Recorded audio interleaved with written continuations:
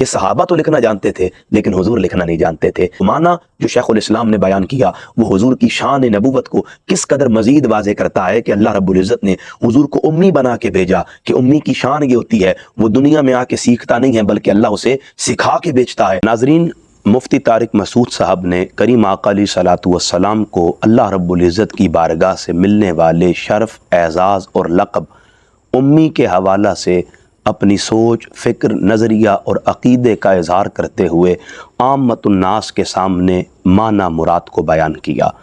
علماء نے اس معنی پر اعتراض کرتے ہوئے مفتی صاحب کے حوالہ سے شدید رد عمل پیش کیا اور انہیں فی الفور توبہ اور رجوع کا مشورہ دیا۔ دیکھیں، مفتی صاحب پر اعتراض بنتا نہیں ہے، اس کی اصل جان لیں۔ مفتی صاحب نے جو موقف معنی مراد لفظ امی کے حوالہ سے عامت الناس کے سامنے رکھا، یہ کوئی ان کا ذاتی موقف نہیں ہے بلکہ علماء دیوبند، مماتی، ان کا جمہور اور سلفی اہل حدیث احباب کی کثرت اس بات پر متفق ہے کہ امی کہا جاتا ہے معاذ اللہ ایسے شخص کو جو ان پڑھ ہو، لکھنا اور پڑھنا نہ جانتا ہو۔ میں کوئی فتویٰ نہیں لگاتا، چونکہ ان احباب کے مطابق یہ کریم آقا کی ایک شان ہے کہ حضور معاذ اللہ لکھنا پڑھنا نہیں جانتے تھے اور اس کے باوجود ان کی زبان پر کلام الہی جاری تھا، ان کے سینے پر، ان کے قلب اطہر پر اللہ نے قرآن کو نازل فرمایا تھا۔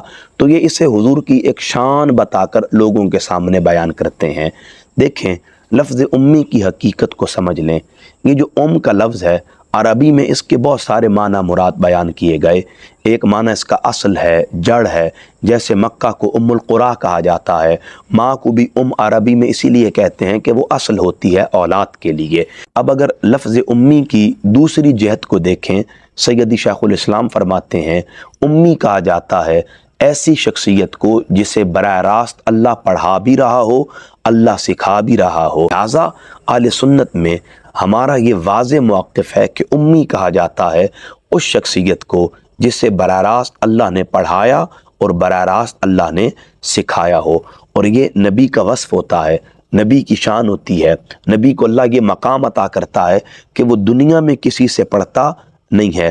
اگر آپ مفتی صاحب کے اگلے جملوں پر غور کریں کہ حضور پر جب وحی اترتی اور حضور صحابہ کو کہتے لکھنا شروع کر دو، تو اس کا مطلب یہ ہے اگر ظاہری اعتبار سے دیکھا جائے جس پر مفتی صاحب نے زور دیا، تو کتنی بڑی حضور کی ذات میں معاذ اللہ ثم معاذ اللہ نقل کفر نباشت، ایک عیب کی نسبت ہو رہی ہے کہ صحابہ تو لکھنا جانتے تھے لیکن حضور لکھنا نہیں جانتے تھے۔ ارے بھائی، اگر کوئی کہے تم لکھو تو اس کا مطلب یہ نہیں ہے کہ وہ لکھنا نہیں جانتا۔ اگر میں کہتا ہوں کہ میں یہ کام نہیں کرتا تو اس کا مطلب یہ نہیں ہوگا کہ میں یہ کام کر نہیں سکتا۔ میں گاڑی نہیں چلاتا، اس کا مطلب یہ نہیں ہے کہ میں گاڑی چلا نہیں سکتا۔ اگر حضور صحابہ کو فرماتے تھے لکھو، اس کی بھی حکمتیں علماء نے بیان کی ہیں، اس کے پس پردہ معارف کو علماء نے ذکر کیا ہے۔ لہٰذا میں دقیق ابحاث کی طرف نہیں جانا چاہتا۔ وہ معنی جو شیخ الاسلام نے بیان کیا وہ حضور کی شان نبوت کو کس قدر مزید واضح کرتا ہے کہ اللہ رب العزت نے حضور کو امی بنا کے بھیجا، کہ امی کی شان یہ ہوتی ہے وہ دنیا میں آ کے سیکھتا نہیں ہے بلکہ اللہ اسے سکھا کے بیچتا ہے۔ ناظرین، میرا تعلق منہاج القرآن سے ہے، آپ احباب جانتے ہیں، اس لیے میں نے کبھی بھی کسی کی شخصیت کے حوالہ سے ذاتی بنیادوں پر بغض و حسد کو فروغ نہیں دیا، کس بیانی کا اظہار نہیں کیا، کبھی منفی پروپیگنڈے کا سہارا نہیں لیا۔ مفتی صاحب کے حوالے سے لوگ اپنی آراء کا اظہار کر رہے ہیں، میں نے صرف اعتدال کے ساتھ یہ بات آپ کو باور کروائی کہ مفتی صاحب کا قصور نہیں ہے بلکہ ان کی جماعت کا ایک موقف ہے، ایک نظریہ ہے، ایک فکر ہے، اور انہوں نے اسی کے زیر اثر یہ بات لوگوں تک پہنچائی ہے۔ باقی لفظ امی کو لے کر جو اہل سنت کا موقف ہے وہ میں نے آپ کے سامنے رکھ دیا ہے۔